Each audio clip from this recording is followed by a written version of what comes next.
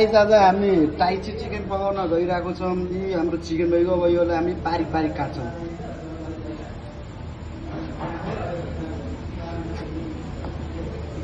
गाई जब हामीले चिकन काटिसकेछौँ, हेर्नु यसरी काट्ने हो चिकन। अलिकति अजिनो हाल्यौँ, अलि स्वाद अनुसार नुन, स्वाद अनुसार black pepper, red chilli sauce, green chilli sauce, मैदा हाल्ने अलिकति, त्यस पछाडि अलि कर्नफ्लावर, त्यसपछि यसलाई अब हामीले मिक्स गर्छौँ। यसलाई मिसाउने हो, मासु र मसला एउटामा मिसिनु पर्यो। यसरी मिसाउने हो यसलाई हामीले। मिक्स गरेपछि त्यसपछि हाल्नुपर्छ अन्डा। अन्डा हामीले यसमा हाल्ने, अन्डा हालेपछि फेरि यसलाई मिक्स गर्ने। मिसाएपछि अब एउटा एउटा गरेर तेलमा हामीले हाल्छौँ। यो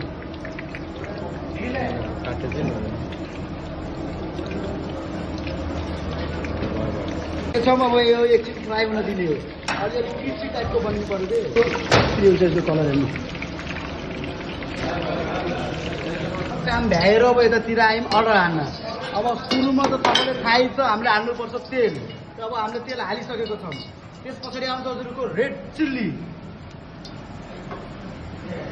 एकछिन यसलाई हल्लाउने हो। त्यसपछि हजुरको आउँछ अदुवा लसुन चप गरेको। यस पछाडि आउँछ हाम्रो खुर्सानी, ग्रिन चिल्ली। हजुरलाई थाहै छ हरेक घरमा यो प्रयोग भएकै चिज हो। पानी आफूले जति आवश्यकता छ त्यति पानी हाल्दा हुन्छ। त्यस पछाडि हाम्रो यहाँको स्पेसल आउँछ हट सस, स्वाद अनुसार। त्यस पछाडि आउँछ हाम्रो रेड चिल्ली। त्यस पछाडि आउँछ हाम्रो ग्रिन चिल्ली। त्यसपछि आउँछ हाम्रो केचप, स्वाद अनुसार हाल्ने है त्यो पनि। त्यसपछि हामीले हाल्ने सोल्ट, स्वाद अनुसार। स्वाद अनुसार ब्ल्याक पेपर। यसको लागि काजु पिसेर हालिदिरहेको छ। यो हजुरको इच्छा हाल्दा पनि हुन्छ, नहाल्दा पनि हुन्छ, तर टेस्ट आउँछ त्यही हो। तिल खै हजुरसँग जस्तो रेड वाइन छ भने हाल्दा हुन्छ, छैन भने नहाल्दा पनि हुन्छ। अलिकति बटर। त्यस पछाडि हजुर कर्नफ्लावर अलि घोलेको। त्यसले के गर्छ हजुरलाई बाक्लो गराउँछ कि यसले। हेर्न सक्नुहुन्छ यस्तो हाम्रो ग्रेभी रेडी भइसकेको छ। यस पछाडि आउँछ हजुरको चिकन। त्यसपछि हामीले यसलाई एउटामा मिसाउँछौँ।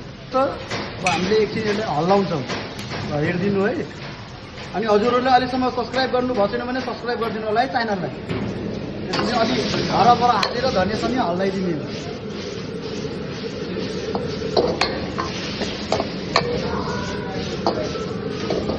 वाउ, टेस्ट हेर्नु त कस्तो क्या राम्रो देखिरहेको है। सकेछ हेर्नु,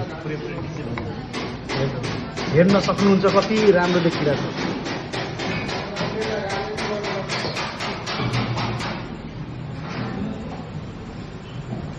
यी माथिबाट काजु पनि हालिदिन्छु स्वादको लागि। हजुरको लागि फ्लावर, त्यस पछाडि एउटा अरू फ्लावर, त्यस पछाडि एउटा अरू फ्लावर। हेर्नु कति कमाल देखियो।